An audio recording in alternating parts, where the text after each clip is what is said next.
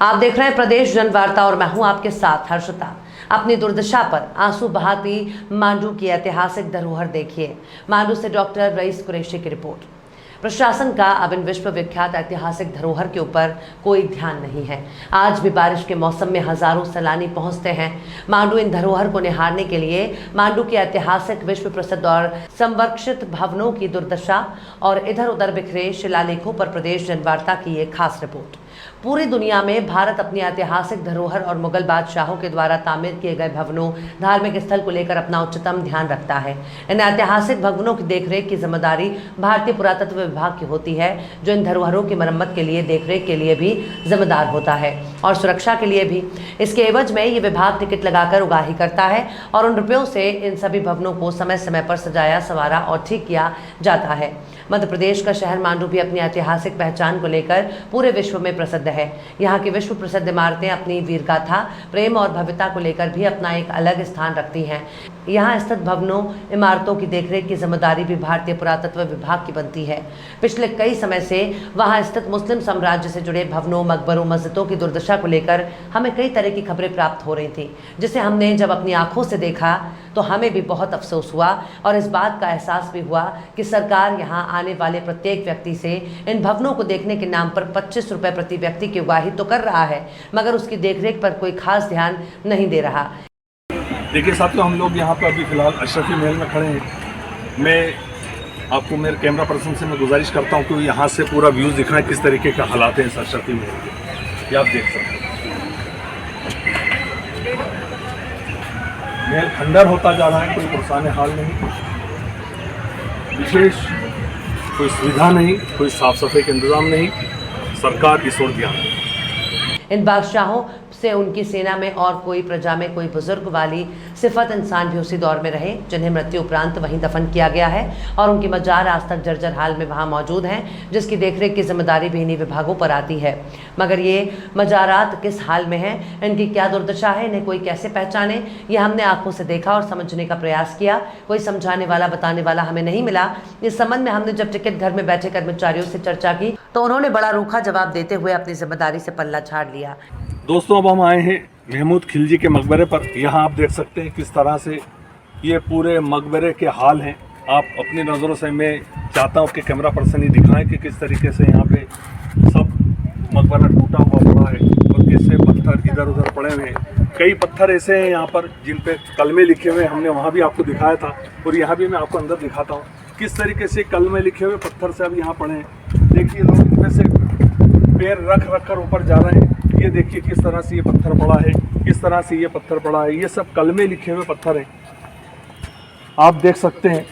ये देखिए किस तरह से ये पत्थर एक यहाँ रखा है, एक पत्थर ये नीचे पड़ा है, एक ये पत्थर यहाँ रखा है। ये सब कलमे लिखे हैं, कुरान की आयतें लिखी हुई हैं इनके ऊपर और किस तरीके से उनकी बेहुरमतियाँ हो रही हैं, आप अच्छे से देख सकते हैं। ये इन सब बुजुर्गों के मज़ार हैं। यहाँ पर मज़ारों पर लोग पैर रख रख कर जा रहे हैं, सरकार इस पर भी कोई ध्यान नहीं दे रही है। बहुत अफसोस की बात है कि सरकार इससे पैसे की उगाही तो कर रही है। यहाँ पर 25 रुपये प्रति व्यक्ति टिकट लिया जा रहा है और बाहर से आने वालों से यहाँ पे 300 रुपये पेड किया जा रहा है, लेकिन उसके ऊपर कोई ध्यान नहीं दिया जा रहा है। बहुत अफसोस की बात है। सरकार को इस ओर ध्यान देना चाहिए। किसी दिन कहीं ऐसा ना हो कि ये एक विवाद बन जाए, कि कहीं ऐसा ना हो कि मुस्लिमों की भावनाएं आहत हों, हर्ट हों। मेरा सरकार से निवेदन है कि वो इस ओर भी ध्यान दे। अगर पैसा ले रही है तो उसको सही से मैनेज करे। ये देखिए, आप देख सकते हैं किस तरीके से यहाँ पे हालात हैं। मैं कैमरा पर्सन चाहूँगा कि सब दिखाएं पूरी तरीके से कैसे पत्थर पड़े हैं, कैसे यहाँ पे सब है। देखिए आप सब ऊपर चढ़ चढ़ के किस तरीके से फोटो खिंचवा रहे हैं, कैसे सब गिर पड़ी हैं, सिल्लाएं सब इधर उधर पड़ी हुई है, कोई पुरसाने हाल नहीं। यहाँ तक के जो एक सांकेतिक बोर्ड लगना चाहिए, कई जगहों पे सांकेतिक बोर्ड भी नहीं है कि यहाँ ये कौन सी बिल्डिंग है, किसका मजार है, यहाँ कौन दफन है। सरकार कुछ भी नहीं कर रही है। हमारे हिसाब से सरकार कुछ नहीं कर रही है। हम निवेदन कर रहे हैं जनवार्ता के माध्यम से, सरकार इस ओर ध्यान दे। ये देखिए, यहाँ पर सब लोग आ रहे हैं, सब देख रहे हैं और सबकी आंखें नम है किस तरीके से यहाँ पत्थर पड़े। आप देखिए, सब कुरान की आयतें लिखी हुई, कैसे यहाँ पर सब लोग आ रहे हैं। मैं यहाँ कुछ आए हुए हैं, उनसे बात करवाता हूँ आप लोगों की। कहाँ से आए आप? सामेर से। कब पहुँचे यहाँ पर? दिख रहा आपको ये? क्या कहते हैं आप? कुरान के आयत है। हाँ, कुरान की आयतें हैं, कैसी रखी हुई हैं? इसमें पढ़ी और क्या क्या कहना चाहेंगे आप? गलत बात है ये कौन से नीचे पड़ा रहेगा तो क्या मतलब। इन सब बातों को अपनी आंखों से देखने के बाद आखिरकार हम जहाज महल में स्थित भारतीय पुरातत्व विभाग के ऑफिस पहुंचे और वहां बैठे कंजर्वेटिव ऑफिसर प्रशांत पाटनकर से बात की। उन्होंने कैमरे पर कुछ भी कहने से इनकार कर दिया, मगर अपनी गलती को स्वीकारा और कहा कि हम इन्हें वापस तो नहीं ला सकते, ना ही मरम्मत कराने का अधिकार मेरे पास है, मगर इनको सुरक्षित जगहों पर जल्द ही रखवा दिया जाएगा। हमारे पास स्टाफ की बहुत कमी है, बहुत ही चुनिंदा कर्मचारी हैं, उन्हें कहाँ लगाएं कहाँ नहीं, यही बड़ा सवाल रहता है। इतना सब देखने के बाद एक बात तो समझ में आई है कि सरकार और इस जिम्मेदार विभाग के कर्मचारियों को मुस्लिम समाज से जुड़े इन भवनों की देखरेख पर कोई विशेष रुचि नहीं है। साथ ही सरकार भी इन्हें ठंडे बस्ते में डाले हुए है, वरना क्या कारण है कि कुरान की लिखी आयतों के पत्थरों को जो इधर उधर रख दिया गया है, समय रहते वापस अपनी जगह पर स्थापित नहीं किया जा रहा और उन्हें उचित सम्मान देकर उनके मकबरा और मस्जिदों को सजाया नहीं जा रहा, जिससे आने जाने वाले लोगों का रुझान भी इन भवनों की ओर अधिक हो और सरकार के खजाने में भी राजस्व की बढ़ोतरी हो। साथियों, हम आए हैं जामा मस्जिद, देखिए उसका शिलालेख यहाँ लगा हुआ है। हम लोग अब कोशिश करते हैं अंदर जो गवर्नमेंट सर्वेंट बैठे हैं उनसे बात करने की, तो उनका इस पूरे मैटर से क्या है।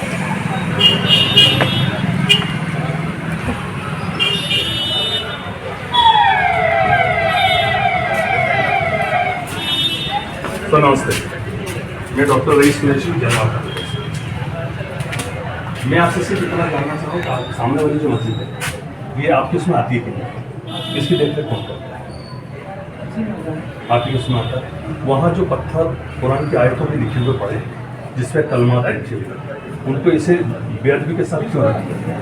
उनके ऊपर सरकार ध्यान क्यों नहीं देती? देखिए, हाँ, ये चीज़ अगर आपको कोई भी चीज़ कंप्लेंट करनी ना तो यहाँ पे नहीं, हमें कंप्लेंट करना, हम तो खबर हो, आप तो बताएंगे ऐसे क्यों रख दिया गया उनको सुरक्षित जगहों पे क्यों नहीं पहुँचाया? देखिए, प्रेजेंट एक्चुअली क्या है, देखिए हम लोगों का काम भी है, हम लोग टिकट देते हैं, बस हमारी रिस्पॉन्सिबिलिटी यहाँ पे है ना। अब जो आपको जो बात करनी है वो आप भोपाल ऑफिस या दिल्ली कंप्लेन करिए, है ना। किससे बात करना है? भोपाल। अब भोपाल में बात करिए ना, किससे बात करना? वहाँ पे हेड। आप देख रहे हैं, आपका मैनेजर कौन है? वो इज रिस्पॉन्सिबल पर्सन। आप जहाज महल जाइए, वहाँ पे आपको चीज़ें मिल जाएगी, बिना सॉर्ट हो जाएगी। आपका बॉस कौन है? आपका हेड कौन है? तो वही बता रहा हूँ, जहाज महल में मेरी ऑफिस है। जहाज महल में आपके ऑफिस है, वहाँ कौन बॉस है? वहाँ पे सर है हमारे, नाम बताइए। पठानकोट सर, वहाँ पे बात कर रहे हैं। पाठन करना वही बता पाएंगे। आपने देखा पत्थर सब कोने में पड़े हुए हैं। बात ये है, वो गवर्नमेंट देख रही होगी ना, वहाँ से अधिकारी भी आते हैं, देखते होंगे जो चीज़ें लगती हैं जो वो डिरेक्टर है, अब उसका मुझे नहीं पता। अभी लास्ट टाइम कब आए थे आपके अधिकारी? आइडिया आ गई? पहले ही आए होंगे। कितने दिन पहले? मुझे नहीं पता। आपका नाम क्या है? मेरा नाम है आनंद। आपका नाम? भाई अच्छे से बना लो है ना, अच्छे से बना लो। ठीक है, मतलब आपको इसका नॉलेज नहीं है? नॉलेज इसका हमें बस यहाँ पे मतलब है ना, हमें टिकट देना आपको केवल टिकट देने का। हमारा काम है अच्छा, टिकट मैनेज देना। करने वाले कोई और टीम है? हाँ, और क्या वहाँ पे अब हमारा ऑफिस मिल लीजिए ना जगह पे, जहाज महल ऑफिस है। अच्छा, ठीक है। देखिए किस तरीके से यहाँ पर हम टिकट घर में आए थे, यहाँ दो कर्मचारी बैठे हैं, उनका कहना है कि ये काम हमारा नहीं है, हमारे बॉस लोग जो जहाज महल में बैठे हैं आपको वही गाइड देंगे, वही बताएंगे कि इस तरीके से पत्थर इधर उधर क्यों पड़े। आइए हम आपसे उनसे बात करते हैं, फिर आपको वापस दूसरी जगह पर लेके चलते हैं। सर, मेरा दर्द सिर्फ इतना है कि जो बेरहमतियाँ हो रही हैं, बेहिसाब दे रही हैं।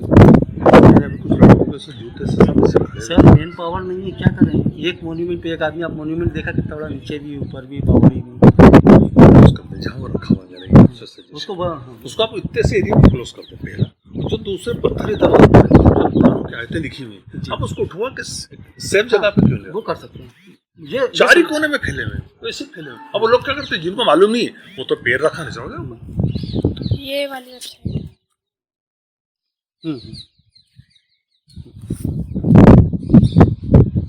पूरा नाम क्या लिखते हैं सर? मैं प्रशांत पाटनकर। अच्छा, आप यहाँ किस पद पे? मैं कंजर्वेशन असिस्टेंट। मैं आपको ये नंबर पे आपको मेल आईडी दे रहा हूँ भोपाल की, इस पर जल्दी कार्रवाई होगी, क्योंकि ये दिल्ली जाएगा, दिल्ली से फिर भोपाल आएगा, भोपाल से ये खबर भोपाल से ही चलेगी, ज़्यादा अच्छा यही होगा भोपाल की दे दें। ठीक सर, थैंक यू। बिल्कुल सर, और हमारे लाइफ पे बस सर, आप तो ये करवा लें तो फिर आप, क्योंकि मैं तो इंदौर से हूँ, अब घड़ी घड़ी तो आ नहीं पाऊंगा। बिल्कुल, लेकिन जैसे कल ही हो ये जाए, वो आए थे तो पत्थर उठा हट के गया, मैं वैसे रखवा आप मुझे फोटो खींच के कि डॉक्टर साहब ये हो गया है, हमने यहाँ से पत्थर हटा दिए, तो मैं फिर उसको उठा के उसको उसको फेंक दो। मैं सेकंड टाइम में जब उसका फॉलोअप लगाऊंगा तो उसमें लगा दूंगा कि पटन के सामने मेरे हमारे रिक्वेस्ट पे ये सब ये व्हाट्सएप नंबर ही है ना? यही